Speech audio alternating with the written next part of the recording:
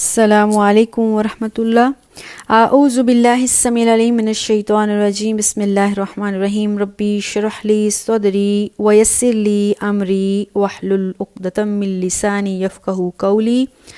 رب زدنی علما، اللہم رب زدنی علما، اللہم رب زدنی علما، اللہم انی اسألک علما نافعا وعملا متقبلا ورزقا طیبا۔ اللہم صلی وسلم علی نبینا محمد صلی اللہ علیہ وآلہ وسلم۔ سورہ یونس ہے، سورت کا نمبر 10 اور پارہ کا نمبر 11 ہے، آیت نمبر 92 تک الحمدللہ ہم نے کمپلیٹ کیا تھا، جس میں اللہ سبحانہ وتعالیٰ نے بنی اسرائیل اور فرعون کا پورا تذکرہ کیا ہے، کس طرح سے بنی اسرائیل کو سیفلی اللہ تعالیٰ نے دریائے وادی سینا تک پہنچایا ہے، اور کیسے فرعون کی لاش کو اللہ تعالیٰ نے عبرت کا نشان بنایا ہے۔ آیت نمبر 93 میں ہم آگے دیکھتے ہیں کہ بنی اسرائیل کو اللہ تعالیٰ نے کن نعمتوں سے نوازا ہے۔ بسم اللہ الرحمن الرحیم۔ آیت نمبر 93 ہے، وَلَقَدْ بَوَّأْنَا بَنِي إِسْرَائِيلَ مَنبَوًا صِدْقٍ وَرَزَقْنَاهُم مِّنَ الطَّيِّبَاتِ۔ اللہ کہتے ہیں جو بنی اسرائیل ہیں، اللہ نے سیفلی ان کو ملک مصر سے غلبہ دے کر دوسری جگہ پہنچایا ہے، وادی سینا میں، دریا کے دوسرے کنارے، تو اللہ تعالیٰ نے ان کو ایک عمدہ رہنے کی جگہ دی۔ تو اللہ کہہ رہے ہیں وہ، اور بے شک ہم نے بنی اسرائیل کو رہنے کے لیے عمدہ جگہ دی، وَرَزَقْنَاهُم مِّنَ الطَّيِّبَاتِ، اور کھانے کو ہم نے پاکیزہ رزق دیا، فَمَا اخْتَلَفُوا حَتَّى جَاءَهُمُ الْعِلْمُ، اب انہوں نے اختلاف کیا اس وقت جب ان کے پاس علم آ چکا تھا۔ إِنَّ رَبَّكَ، بے شک آپ کا رب، يَقْضِي بَيْنَهُمْ يَوْمَ الْقِيَامَةِ، آپ کا رب کل قیامت کے دن ان کے درمیان فیصلہ کرے گا، فِيمَا كَانُوا فِيهِ يَخْتَلِفُونَ، ان باتوں میں جس میں وہ اختلاف کرتے تھے۔ تو اللہ سبحانہ و تعالیٰ نے بنی اسرائیل کو کس طرح سے مصر کی غلامی سے نجات دے کر دوسرے دریا کے کنارے پر لے کر آئے، اسی طرح سے شام میں اللہ تعالیٰ نے کیسے ان کے لیے مرتبے بلند کیے۔ سورہ بنی اسرائیل، سورہ بقرہ اور سورہ الاعراف میں ہم نے تفصیل سے پڑھا تھا، ہم دوبارہ اس کو ایک دفعہ ریوائز کر لیتے ہیں۔ وادی سینا میں اللہ سبحانہ وتعالیٰ نے من و سلوہ ان کے اوپر اتارا، ان کے پاس پینے کے لیے نہیں تھا، کوئی جگہ نہیں تھی، کوئی پینے کا کوئی مقام نہیں تھا، تو حضرت موسیٰ کو جو عصا تھا، اللہ نے حکم دیا تھا کہ ایک چٹان پر مارو۔ حضرت موسیٰ نے ایک چٹان پر اپنا عصا، اپنی لاٹھی ماری، وہاں 12 چشمے پھوٹ پڑے۔ اب اللہ سبحانہ تعالیٰ نے ان کے اوپر جو بھی وہ سوال کرتے تھے، اللہ ان کے اوپر وہ نعمتیں برسا دیتے تھے، لیکن ان کی ڈیمانڈز بڑھتی گئی، وہ اپنے آپ کو اللہ کا لاڈلا اور چہیتا ماننا شروع کر دیا، کیونکہ اللہ ان کی ہر ڈیمانڈ پوری کر رہے تھے۔ تو انہوں نے کہا اللہ تعالیٰ ہم نے اس وادی میں نہیں رہنا ہے، چونکہ اس وادی میں کوئی گھر نہیں تھا، اور دھوپ سے بچانے کے لیے اللہ تعالیٰ ان کے اوپر بادل کا سایہ کر دیتے تھے، جہاں وہ ہوتے تھے اس ایریا میں اللہ تعالیٰ دھوپ سے ان کو بچا کر بادل کا سایہ رکھتے تھے۔ کھانے کے لیے آسمان سے من و سلوہ، میٹھی اور نمکین چیزیں آتی تھیں، پینے کے لیے اللہ تعالیٰ نے ان کے لیے چشمے پھوڑ دیے تھے۔ اب اس کے باوجود وہ اس جگہ پہ رہتے رہتے بور ہو گئے، انہوں نے اللہ سے دعا کی، اللہ ایک ایسا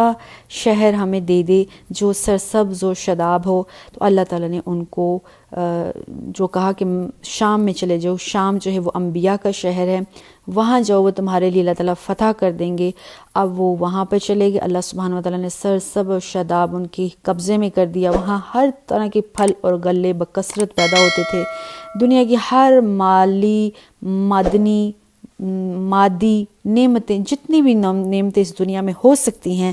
اللہ تعالیٰ نے بنی اسرائیل کو عطا کی۔ اور اللہ کی سب سے بڑی بلیسنگ بنی اسرائیل پر یہ ہوئی کہ اللہ نے ان کو تورات اتاری۔ تورات اس آسمانی سب سے پہلی اور سب سے اتھینٹک قسم کی کتاب ہے،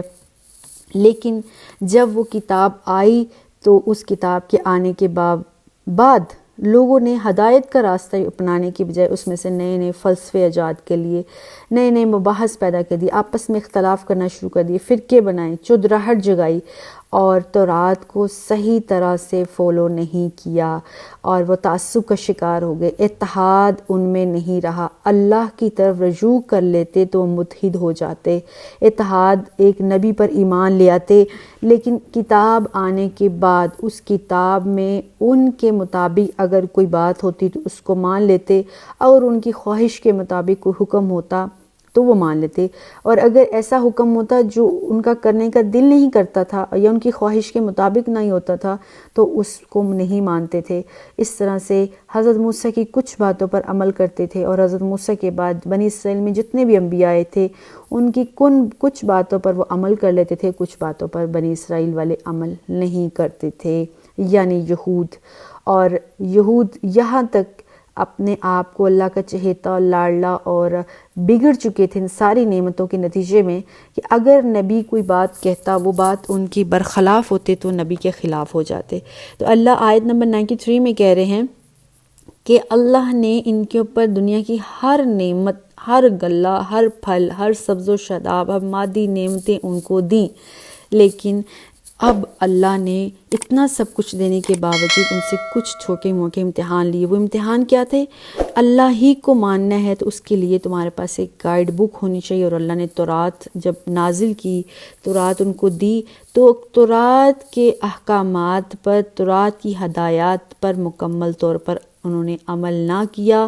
انہوں نے اس میں اپنی چدراہٹ جگائی، اپنے اختلافات پیدا کیے اور فرقے بنانا شروع کر دیے۔ اور یہی کام رسول اللہ صلی اللہ علیہ وسلم کی امتوں نے بھی کیا، یہی کام آج کا مسلمان کر رہا ہے۔ قرآن و سنت سے جڑ کر، رجوع کر کے وہ متحد اور متفق ہو سکتے ہیں، مگر انہیں اپنی اپنی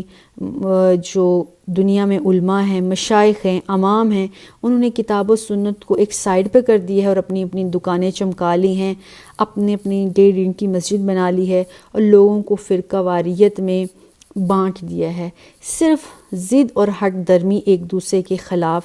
اور اسی میں وہ مست ہیں۔ قرآن و سنت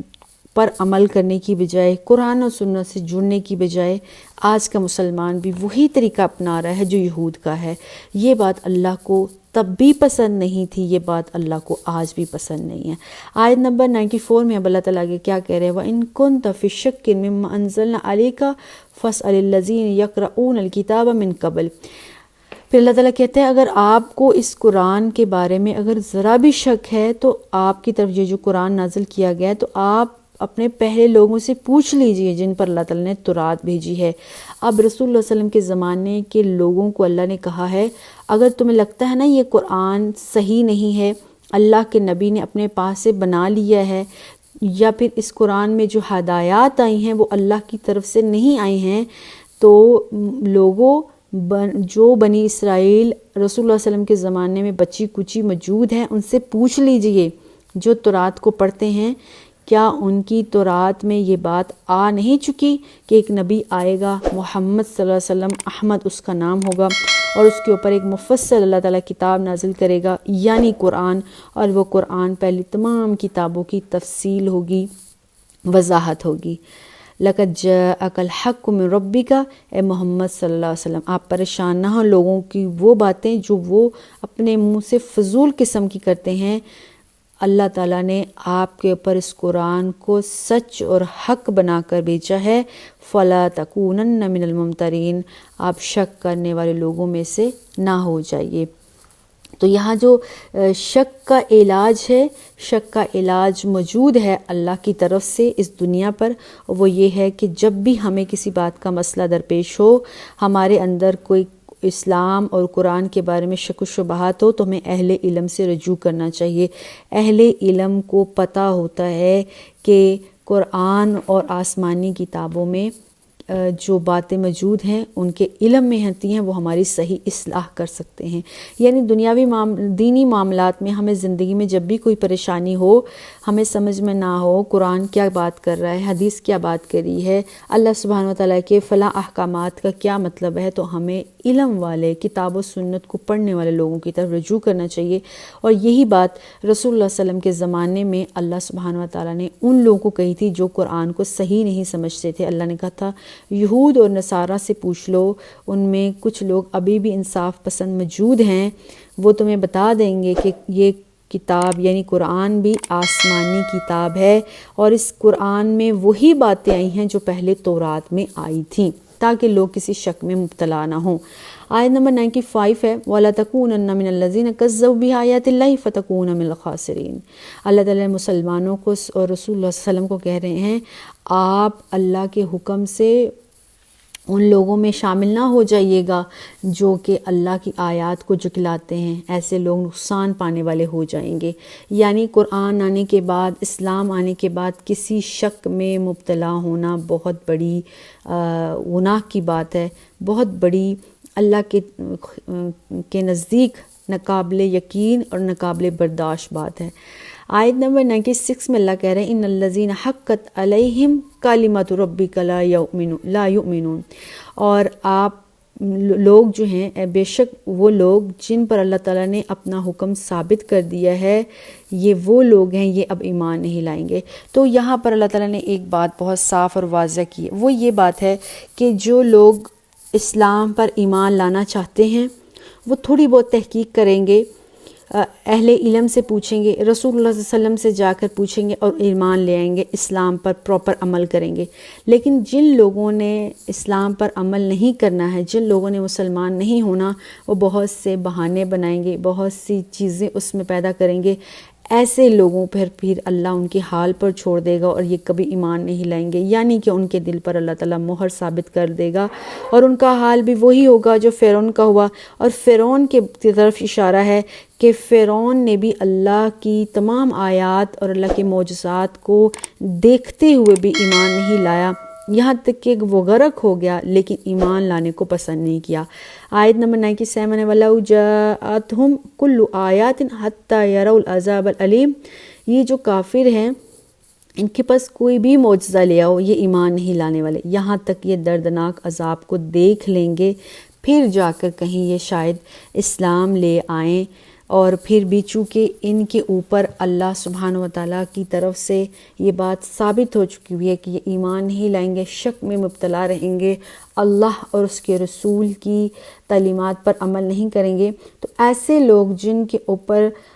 دلوں پر مہر لگ چکی ہوئی ہے، جو حق درم ہو چکے ہیں، جو گھیٹ ہو گئے ہیں، ان کے اوپر کتنے ہی معجزات، کتنے ہی آیات کیوں نہ آ جائے، فرعون کی طرح وہ ایمان لانے والے نہیں۔ اور ایسے بہت سے لوگ بنی اسرائیل میں بھی گزرے ہیں، ایسے بہت سے لوگ ہر نبی کی قوم سے گزرے ہیں، حتیٰ کہ رسول اللہ صلی اللہ علیہ وسلم کے زمانے میں خود آپ کے خونی رشتے، چچا اور آپ کے قریبی رشتہ دار، جن کو اللہ کے نبی نے ہر ممکن کوشش کی کہ وہ دین کی طرف، اسلام کی طرف آ جائیں، وہ جہنم کی آگ سے بچ جائیں، لیکن انہوں نے اسلام لانے کو ترجیح نہیں دی، اپنے کفر پر اڑے رہے، ضد، تعصب اور حسد اور غصے کی وجہ سے، جس کا نتیجہ یہ ہوا اس دنیا میں بھی ان کے ساتھ برا ہوا اور آخرت میں بھی وہ اللہ کے عذاب کے مستحق ہوں گے۔ اللہم لا جعلنا منہم۔ آیت نمبر 91 ہے فَلَوْلَا كَانَتْ قَرْيَةٌ آمَنَتْ فَنَفَعَهَا إِيمَانُهَا إِلَّا قَوْمَ يُونَسَ۔ اللہ تعالیٰ کہہ رہے ہیں کہ کوئی بھی قوم ایسی نہیں ہے کہ اللہ سبحانہ وتعالیٰ ان کو عذاب دے اور اس عذاب کے بعد وہ ایمان لے آئیں اور ایمان ان کو فائدہ دے دے۔ صرف یونس علیہ السلام کی قوم ایسی ہے، جب انہوں نے اسلام قبول کیا تو ان کو اسلام فائدہ دے گیا۔ تو آیت نمبر 98 کا ہم ترجمہ پڑھتے ہیں فَلَوْلَا كَانَتْ قَرْيَةٌ، پھر کوئی بھی قوم ایسی نہیں ہے، آمنت وہ ایمان لے آتی، فَنَفَعَهَا ایمانُهَا اس کا ایمان اس کو فائدہ دے دیتا، إِلَّا قَوْمَ يُونَسَ مگر یونس علیہ السلام کی قوم واحد وہ قوم ہے عین وقت پر عذاب کو دیکھ کر ایمان لانا ان کے لیے فائدہ مند ہو گیا۔ فَلَمَّا آمَنُوا پس جب وہ ایمان لے، کَشَفْنَا عَنْهُمُ الْعَذَابَ ہم نے ان سے عذاب کو دور کر لیا، عذاب الخزي فی الحیات الدنیا ایسا عذاب جو دنیا میں بھی ان کو رسوائی کا سبب بنتا ان کے لیے، وَمَتَعْنَاهُمْ إِلَىٰ حِينٍ ہم نے اس دنیا کی زندگی ان کو پھر بخش دی، دنیا کی زندگی کے انہوں نے مزے اڑائے، کب تک؟ جب تک اللہ تعالیٰ نے ان کو مہلت دی، ان کو ٹائم دیا، جب تک ان کی موت کا ٹائم نہیں لکھا ہوا تھا۔ پیچھے ہم نے دیکھا فرعون نے بھی جب اللہ کی طرف سے موت کو دیکھ لیا تو اس وقت وہ بھی معافیاں مانگنے لگا۔ تو پہلی قومیں بھی جب اینڈ ٹائم پر، بالکل اینڈ ٹائم پر معافیاں مانگتی تھی تو اللہ اس کو معاف نہیں کرتے تھے، جب ان کے اوپر عذاب ثابت ہو جاتا، عذاب کی نشانیاں آ جاتی تھی۔ تو پہلی قوموں کے جو انبیاء تھے ان کا پیچھے یہی ہم بہت سی صورتوں میں پڑھ کر آئے، یہ طریقہ کار رہا ہے کہ وہ ساری عمر لوگوں کو، انبیاء جو ہیں وہ تبلیغ کرتے رہے، دین سمجھاتے رہتے تھے، اور بہت تھوڑے سے لوگ ہوتے تھے جو نبی کی بات سن کر اس پر عمل پیرا ہوتے تھے، باقی جو قوم تھی وہ اپنی حق درمی پر ہی لگی رہتی تھی، نبی کی بات کو نہیں مانتی تھی۔ تو چنانچہ جو لوگ نبی کی بات کو نہیں مانتے تھے اور نبی ان کو آگے سے کہتا تھا کہ اللہ تم پر عذاب بھیجے گا، تو قوم جو ہے وہ چڑھ کر غصے میں حسد کی بنا پر کہتی تھی لے آؤ عذاب، جس عذاب کا روز تم ہمیں گراوا دیتے ہو۔ چنانچہ اب جب نبی جو ہے وہ تنگ آ جاتے تھے تو اللہ سے دعا کرتے تھے اللہ اس قوم پر تم اب عذاب بھیج ہی دو۔ تو جب ان کے اوپر عذاب آنا شروع ہو جاتا تو عذاب یکدم نہیں آتی تھی، اس کی کچھ نشانیاں پہلے ثابت ہوتی تھی اور کچھ دن تک وہ عذاب رہتا تھا، جس سے پوری کی پوری بستیاں جو ہیں وہ ملیا میٹ ہو جاتی تھیں۔ اور اس وقت جب عذاب کی نشانیاں آ جاتی تو اس وقت ان کا ایمان لے کر آنا، ان بستیوں کا، ان لوگوں کا، یا نبی کی بات کو مان لینا اینڈ ٹائم پر اب ان کو فائدہ نہیں دیا کرتا تھا۔ ان پر عذاب ثابت ہو چکا تو ہو چکا۔ صرف ایک حضرت یونس علیہ السلام کی قوم ایسی قوم ہے جن پر اللہ تعالیٰ کی طرف سے عذاب آیا، لیکن اس عذاب کی اللہ تعالیٰ نے ان کے اوپر سے سختی کو ہٹا دیا۔ سورہ یونس، اس سے بنا پر اس سورت کا نام بھی سورہ یونس ہے، اور آگے جا کر 3 مقامات پر اللہ سبحانہ وتعالیٰ نے حضرت یونس کے بارے میں تفصیل سے سارا تذکرہ کیا ہے، جیسے کہ سورۃ الانبیاء کی آیت نمبر 81 میں ہے، اسی طرح سے جو ہے باقی صورتیں ہیں۔ سورۃ الصافات میں بھی 139 سے 148 ہے۔ پھر ایک اور سورۃ قلم، وہاں پر اللہ سبحانہ وتعالیٰ نے 48 سے 50 آیت تک اللہ سبحانہ وتعالیٰ نے حضرت یونس علیہ السلام کے بارے میں تفصیل سے ساری باتیں کی ہیں۔ چنانچہ ہم دیکھتے ہیں حضرت یونس کی تھوڑا سا ہم پیچھے بات کر لیتے ہیں کہ کون سا شہر تھا، کیا ہے، وہ ساری بات کریں گے تو پھر انشاءاللہ یہ واقعہ ہمیں سمجھ میں آئے گا، وگرنہ ان کے اوپر کیسے عذاب آیا یہ بات سمجھ میں نہیں آنے والی۔ حضرت یونس کا جو زمانہ تھا وہ تقریباً 800 سال حضرت مسیح علیہ السلام یعنی حضرت عیسیٰ علیہ السلام کے نزول ہونے سے پہلے تقریباً 800 سال کا پہلا زمانہ ہے، اور یہ نینوا کے رہنے والے تھے۔ اس بستی میں حضرت یونس علیہ السلام مبعوث ہوئے تھے، جو کہ دریائے دجلہ کے کنارے ایک بہت بڑا اور بارونق شہر تھا۔ خیر بعد میں شہر جو ہے وہ خنڈر میں چینج ہو گیا تھا، لیکن اس کے خنڈر کے اثرات کہیں نہ کہیں عراق کے بالکل سامنے اپوزٹ سائڈ پر موجود ہیں۔ یہ شہر جو ہے وہ حضرت یونس علیہ السلام کی اس کے اوپر دارالحکومت تھی۔ اس کے خنڈرات سے جو ہے وہ ثابت ہوتا ہے کہ شہر بہت لوش لائف رکھتا تھا، بہت بارونق، بہت لگزریس ان کی لائف تھی، بہت بڑا شہر تھا، اور یہ شہر تقریباً 8 مربع میل پر پھیلا ہوا تھا۔ ان شارٹ کہ شہر کے لوگ، شہر والے بہت امیر کبیر، بہت اچھی لائف گزارنے والے لوگ تھے، اور یہ لوگوں کا جو مذہب تھا وہ یہ بت پرست تھے۔ حضرت یونس علیہ السلام کو اللہ تعالیٰ نے جب مبعوث کیا تو حضرت یونس نے 7 سال 7 ایئرس تک ان پر تبلیغ کی، اللہ کا پیغام پہنچایا، لیکن ان پر کچھ بھی اثر نہیں ہوا، وہ بت پرستی پر ہی اڑے رہے۔ تو حضرت جو یونس ہے ان کی ہمیشہ انہوں نے مخالفت کی، جھٹلایا، سرکشی کی، حق درمی کی، اللہ تعالیٰ کے خلاف جاتے رہے۔ ظاہر اللہ تعالیٰ کا یہ طریقہ کار رہا ہے کہ جو شخص، جو قومیں اللہ کے نبی کی انسلٹ کرتے ہیں، نبی کی تکذیب کرتے ہیں، نبی کی مخالفت کرتے ہیں، اللہ تعالیٰ کی بات کو نہیں مانتے، اللہ سبحانہ وتعالیٰ ان کے اوپر عذاب کو بھیجا کرتے ہیں۔ تو حضرت یونس علیہ السلام جو ہے وہ جب قوم سے مایوس ہو گئے تھے، قوم سے تھک ہار گئے تھے، تو اللہ سبحانہ وتعالیٰ سے انہوں نے دعا کی تھی کہ اللہ ان کے اوپر جو ہے وہ عذاب بھیج دے۔ خیر ابھی عذاب جو ہے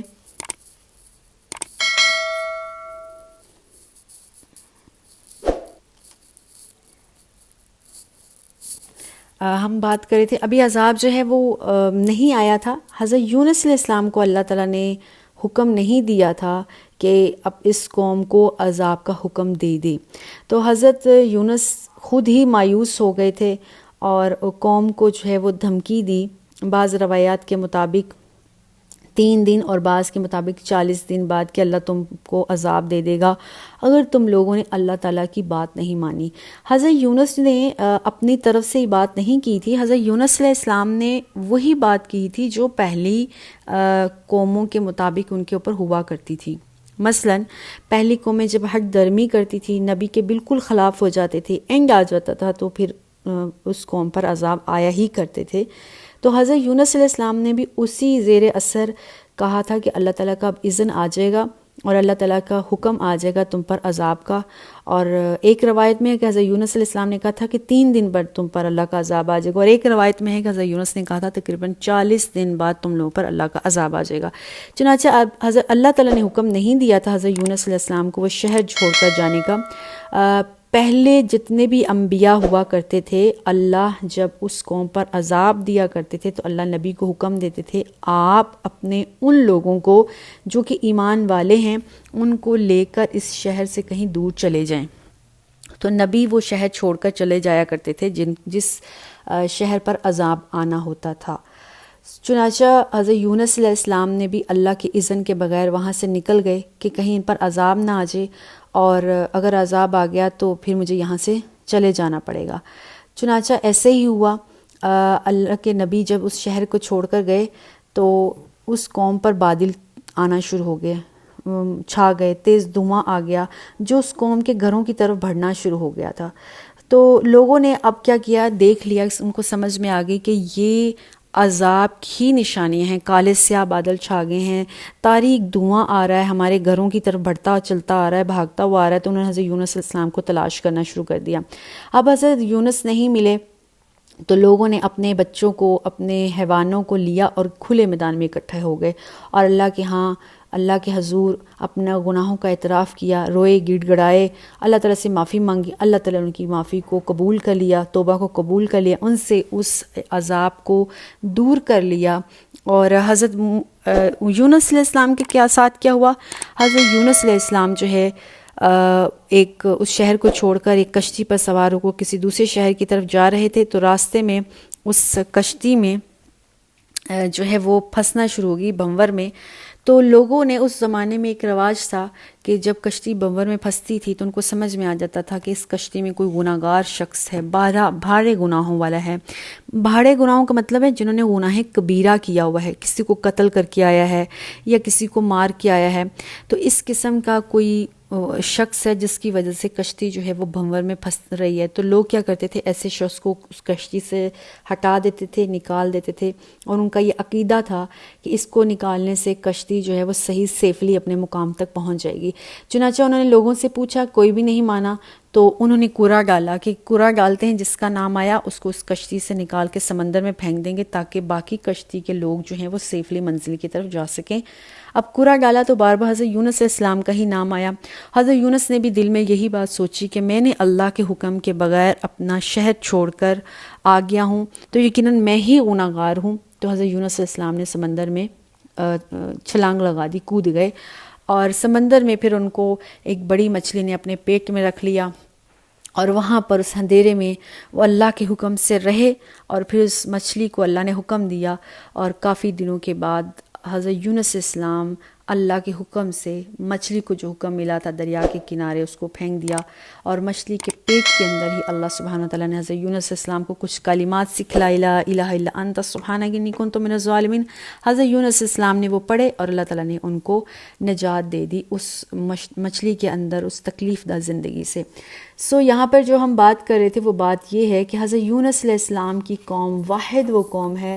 ابھی تک جس کا قرآن نے ذکر کیا ہے، جن کے اوپر عذاب نازل ہونے ہی والا تھا. ہاں ٹھیک ہے، اللہ تعالیٰ نے حضرت یونس علیہ السلام کو حکم نہیں دیا تھا کہ ان پر یہ عذاب آئے گا. حضرت یونس نے خود سے ہی پہلی قوموں کے اوپر جس طرح سے عذاب آتا رہا ہے اس بات کی بیس پر قوم کو کہہ دیا تھا. تو اللہ تعالیٰ نے بھی ان کے اوپر عذاب نازل کرنا شروع کر دیا تھا، لیکن قوم نے عین ٹائم پر معافی مانگی اور ان کی معافی کو اللہ نے قبول کر لیا. پھر بعد میں حضرت یونس علیہ السلام اپنی بستی میں پہنچ گئے، ان لوگوں میں رہے، ان کو تبلیغ کی، دین سکھلایا. اس قوم نے ایمان لے آئے اللہ پر، حضرت یونس علیہ السلام پر. اور جب تک اللہ تعالیٰ نے ان کی زندگیوں کو لکھا ہوا تھا انہوں نے وہ زندگیاں گزاری ہیں. تو اس آیت میں، آیت نمبر 98 میں اللہ کہہ رہے ہیں کہ کسی قوم کو عین ٹائم پر ایمان لانا فائدہ نہیں دیا ہے جتنا حضرت یونس علیہ السلام کو دیا ہے. اللہ سے دعا ہے اللہ ہمیں بھی دین کی، اسلام کی سمجھ دے دے. موت کی گھڑی آنے سے پہلے ہی اللہ ہمیں توفیق دے دے کہ ہم اللہ کے صحیح راستے کو سمجھ لیں، اللہ کو سمجھ لیں، اسلام اور قرآن کو سمجھ لیں. کیونکہ یہ زندگی ختم ہونے کے بعد زندگی ختم نہیں ہو جاتی ہے، بلکہ زندگی کا اصل میں آغاز ہوتا ہے. اصل میں ہم جیسے ایک جائیداد منتقل ہوتی ہے، ہم دراصل انتقال کرتے ہیں تو اصل اپنی ایک نئی لائف کی طرف شفٹ کرتے ہیں۔ تو اللہ سے دعا ہے جب ہم نئی لائف کی طرف شفٹ ہوں تو خیر و عافیت سے شفٹ ہوں، توحید پر شفٹ ہوں، اللہ کے کلمات کو پڑھتے ہوئے شفٹ ہوں، اور اللہ تعالیٰ اگر ہم پر کوئی ناراضگی اور غصہ ہے تو اللہ ہمیں توفیق دے، حضرت یونس السلام اور اس کی قوم کی طرح ہم اللہ سے معافی مانگیں، اللہ سے توبہ کریں، اللہ ہماری توبہ کو قبول کرے اور اللہ ہم سے راضی ہو جائے۔ والسلام علیکم ورحمۃ اللہ وبرکاتہ۔